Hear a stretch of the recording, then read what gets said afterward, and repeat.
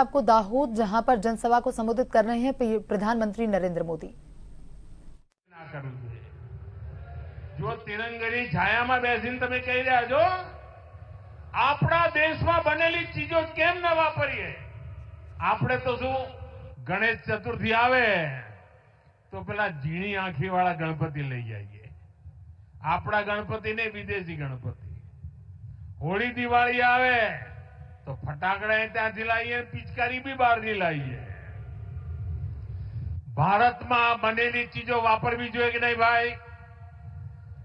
भारतना लोकोने कमाणी थाय एवुं करवुं જોઈએ કે ના કરવું જોઈએ? भारते આગળ વધવું હોય तो दरेक भारतीयનો આ સંકલ્પ જોઈએ કે ના જોઈએ?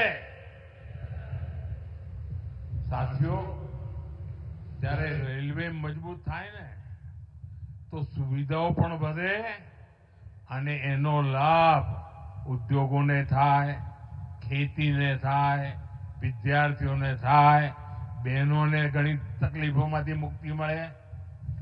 ગયા એક દશકમાં અનેક ક્ષેત્રોમાં પહેલીવાર રેલવે પહોંચી છે।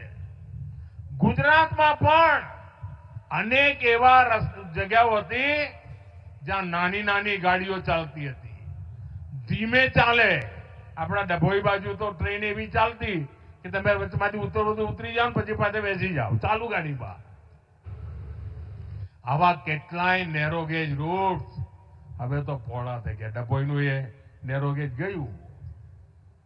આજે પણ કેટલાય રેલવેના રૂટ એના લોકાર્પણ આજે અહીંયા કર્યા છે। આજે દાહોદ અને વલસાડની વચ્ચે एक्सप्रेस ट्रेन शुरू थई है। अमारा दाहोदना भाईओ तो गुजरातना खूणे खूणे पथरायेला छे। तमे गुजरातनो कोई पण नानुं मोटुं नगर जोजो, तमने त्यां अमारो दाहोद वाळो भाई मळी जाय।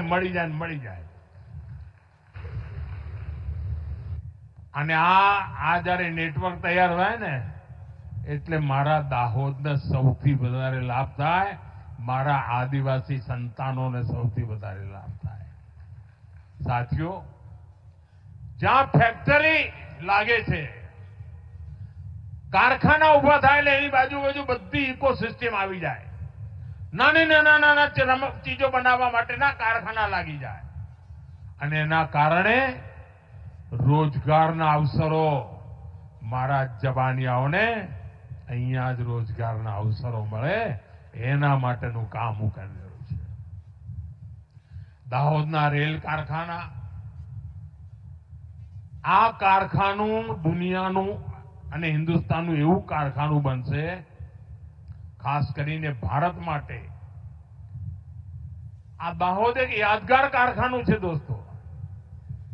ખાલી આ લોકોમોટિવનું જેવું નહીં। પહેલા તો તમને ખબર છે ત્યાં આગળ લગભગ બધું ખતમ થઈ ગયું હતું, બધા તાળા વાગી ગયા હતા, લોકોએ ખાલી કહીને જતા રહ્યા હતા। મારી નજર સામે મેં આ દાહોદના પરેલને મરતું જોયું છે અને મેં મારી નજર સામે એને આજે જાનદાર શાનદાર બન્યું। આ તમારા પ્રેમ અને આશીર્વાદના કારણે અને હવે 9000 હોર્સ પાવર